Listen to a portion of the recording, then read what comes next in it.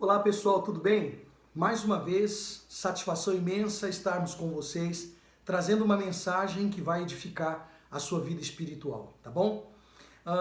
O canal do Culto Racional, você pode convidar amigos, você pode convidar pessoas, você pode convidar quem você quiser para poder se inscrever e também para poder participar, tá certo? É livre para você poder, inclusive, dar a sua opinião, fique à vontade quanto a isso, tá certo? Bom, sempre trazemos aqui uma meditação e a meditação de hoje, na verdade, é mais ou menos uma orientação para que você possa discernir uma coisa boa de uma coisa que não é tão boa ou uma coisa que é ruim, ok?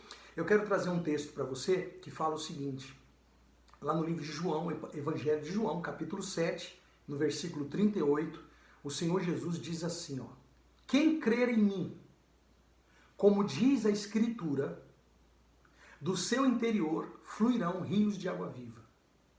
Acredito que você já deve em algum momento ter ouvido essa mensagem, ou esse versículo, e até uma pregação a respeito.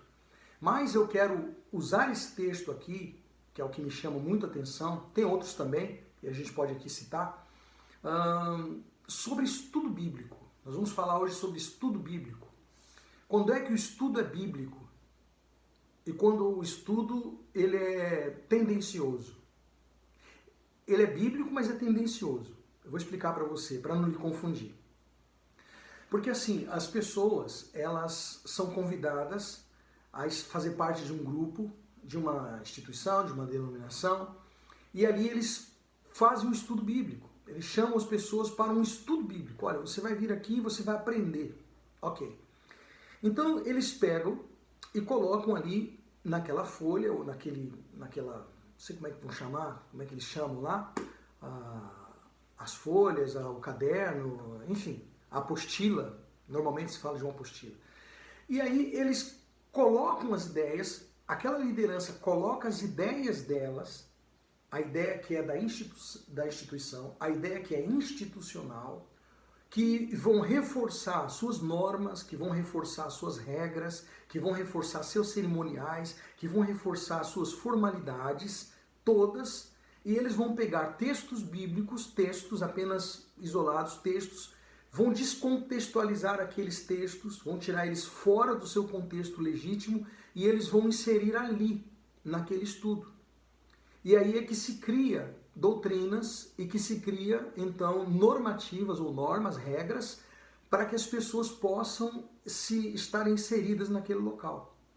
A sensação que elas têm é que, poxa, realmente o trabalho desse lugar, dessa instituição, ele é um lugar realmente de Deus, porque, olha só, inclusive está escrito aqui, inclusive tem isso aqui. Mas ela não sabe que aquele estudo bíblico ele foi exatamente montado com a ideia daquele líder. Por favor, eu não estou falando aqui de uma ou duas denominações. Eu não estou falando de uma exclusiva denominação ou instituição. Eu estou falando aí de várias. Eu estou falando aí de muitas. Porque é assim que o mundo está. O mundo está caminhando para isso. Você sabe que uma das coisas que Jesus falou no livro de Mateus, capítulo 24, ali, quando ele fala dos sinais da sua volta, que apontam o final dos tempos, a gente viu ali, a gente sempre ouviu falar de guerras, rumores de guerras, epidemias, fome, miséria, filhos se levantarão contra os pais, aquelas coisas todas. Isso tudo a gente já viu, miséria e tal. Mas uma das coisas principais que apontam e que mostram o final é o engano. É o engano. Então o engano é que vai proliferar no final dos tempos. O engano. Então as pessoas, elas são enganadas. Elas são enganadas. Então eu estou querendo aqui que você possa ter um discernimento. Não vou lhe convencer. Quem faz isso é o Espírito Santo. Eu só estou colocando para você na sua frente. Para que você possa, então, através da sua sinceridade do Espírito Santo, ter o discernimento do que você tem que fazer.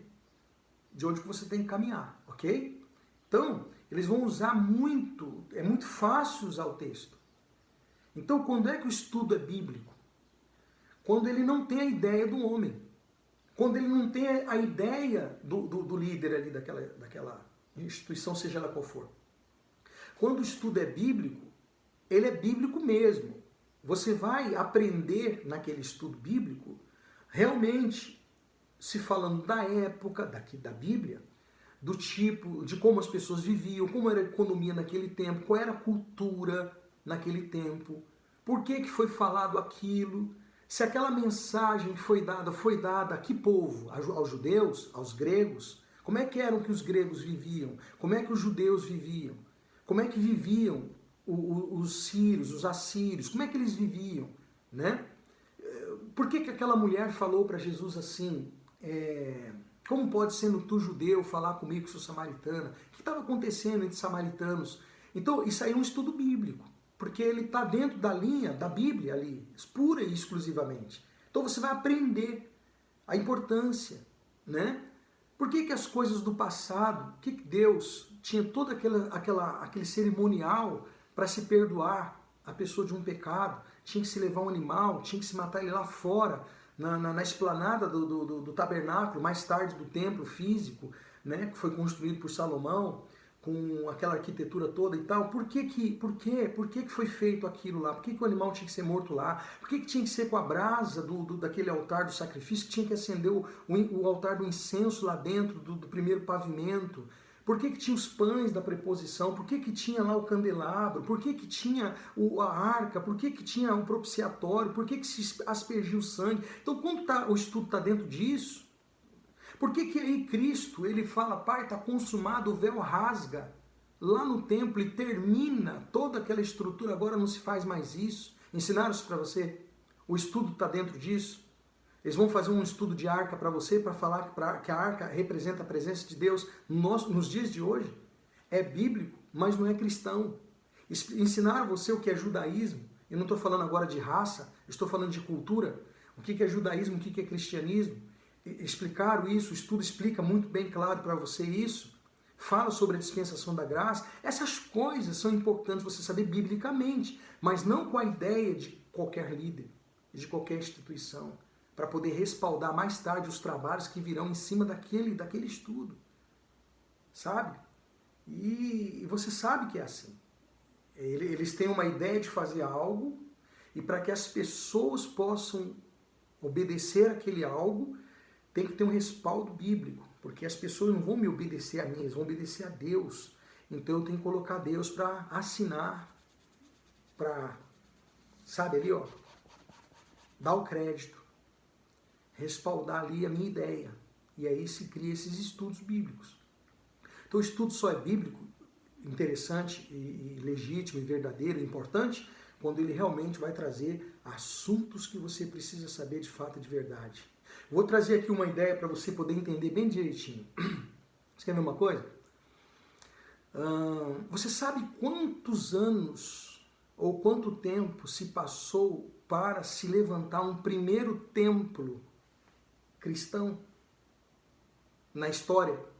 Isso na história. Importante você aprender, ó, na história. Quando foi que levantaram o primeiro templo cristão? Quando foi que levantaram? Quanto tempo se passou? 313 anos depois de Cristo. Uau! Constantino. Depois você pode buscar a história de Constantino, você vai saber que era um dos imperadores. O Império Romano estava em conflito, portanto tinham 4 imperadores espalhados por todo o Império Romano e eles estavam em conflito. E Constantino era um deles. Haviam 2 do lado ocidental, 2 do lado oriental, e aí Constantino queria tomar todo o Império Romano. Ele tinha um escriba que era cristão. E ele, segundo a história, conta que ele viu, isso é uma história, isso é história. Ele viu, teve uma imagem de 2 letras, que eram as iniciais de Cristo, né? Que era aquele X e aquele P. E era aquela em algarismo romano, em romano, né? E ele, em letras romanas. E ele, então, entendeu aquela mensagem e mandou colocar no escudo de todos os seus soldados. Você sabe que o brasão de Roma, naquele tempo, era a águia. Ele mandou tirar a águia e colocou as iniciais do nome de Cristo. E ele foi e venceu a batalha. Então ele se tornou simpático aos cristãos, fazendo um documento de que a partir daquele dia eles não iam mais, os cristãos não seriam mais perseguidos, eles teriam liberdade de culto, eles teriam liberdade para poder cultuar a Deus e, enfim, manifestar a fé deles. E aí foi criado então o primeiro templo para o imperador, porque o imperador não ia sair do palácio para se reunir em Catatumba, para se reunir em casas, para se reunir em vilarejos. Então começaram a se criar os templos cristãos, os primeiros templos cristãos. E ali os cristãos com liberdade, parecia uma coisa boa, se reuniam ali, porém, todo aquele povo que era pagão, você sabe que Roma tem muitos deuses, muitos costumes, eles começaram a trazer esses costumes e aí se deturpou, se destruiu totalmente o evangelho, começou aquela deformidade no evangelho. E aí mais tarde, depois vem os reformadores, que isso é uma outra história para outro dia. O que eu quero dizer para você é que o estudo é bíblico quando ele é para a Bíblia, quando é para você entender. E a pergunta que eu fiz, né? Você sabe quantos anos depois que foi levantado o primeiro templo, que depois se institucionalizou para ter o controle daquele povo, tinha que ter aquelas pessoas dentro daquele lugar, que aí começaram a instituir que você só vai ter Deus só vai te abençoar se você for naquele lugar e aquela coisa toda? Então, 313 anos após. Aí eu pergunto para você pensar, para você meditar. Gente, depois de Cristo, na morte dele, 313 anos, aí eu pergunto para você, onde é que esse povo se reunia? Como é que esse povo cuidou da fé? Como é que esse povo sobreviveu se não tinha templo? Sinagoga não é templo cristão. Sinagoga é lugar de estudo do judeu, que abomina Jesus Cristo. Eu não digo os judeus que... Existem judeus cristãos, mas os ortodoxos, aquele mesmo de raiz, não tem nada a ver com Jesus. E aí? Você vai encontrar em alguns textos, em Atos dos Apóstolos, Paulo, você vai encontrar os discípulos indo às sinagogas. Aí você fala, mas eles eram cristãos e iam na sinagoga pregar. Eles iam pregar o evangelho. Eles usavam os textos de profecias, os textos dos profetas, porque o judeu valoriza muito os profetas, e eles traziam as profecias que falavam de Cristo.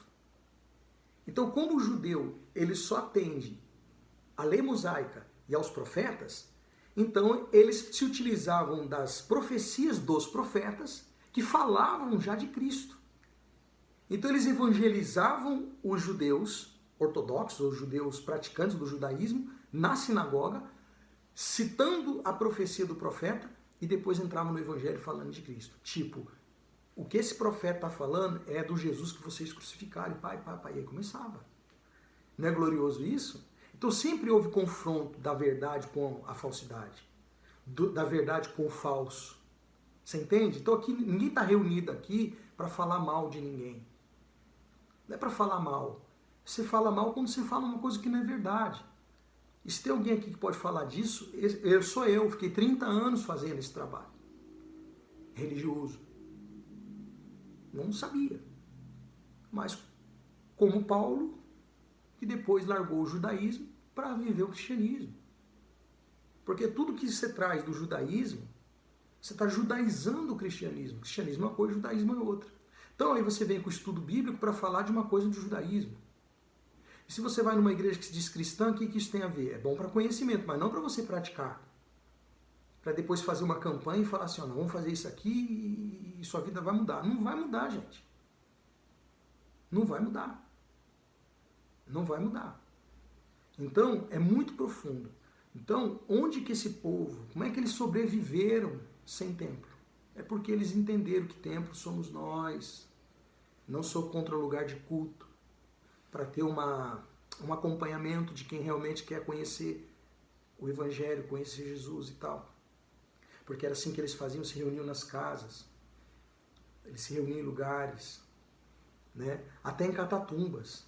Você sabe por que eles se reuniam em catatumbas, lugares onde ficavam os mortos? Porque os soldados romanos tinham medo de quem já morreu. Então eles se reuniam nas catatumbas porque sabiam que os romanos tinham medo de quem morreu, de morto. Então eles não iriam entrar lá, eles poderiam fazer o culto deles à vontade lá a Deus, que os soldados romanos não iam entrar ali porque tinham medo, evitavam os lugares. Então você vê que ponto, né, que eles faziam para poder pregar o evangelho, para poder congregar. Tem um texto que diz assim: e não deixeis de congregar como é costume de alguns. Congregar, querido, não é frequentar um templo. Congregar é essa reunião da igreja, tá? Não especificamente no templo, mas em qualquer lugar. Em qualquer lugar. Você está congregado ali para fazer oração, para buscar a Deus. Ok? Você tem que estar livre disso. Repito, reforço, que fique registrado. Não sou contra lugar de culto, desde que nesse lugar Jesus Cristo, ele é soberano. Ele é suficiente. Não precisa de pau, de pedra, de sal, de areia, de terra. Não precisa de lenço, não precisa de pano, não precisa de rosa, não precisa de nada disso. Jesus Cristo é suficiente. O que ele fez na cruz é suficiente. Você não precisa pagar, você não precisa dar dinheiro para receber nada. Se você for ser generoso para ajudar aquele trabalho, você fique à vontade. Mas não se faça nenhum tipo de movimentação para te prometer uma coisa, para pegar um texto, para poder respaldar ali aquilo ali. Por favor, isso aí não tem nada a ver com o Evangelho. Ok?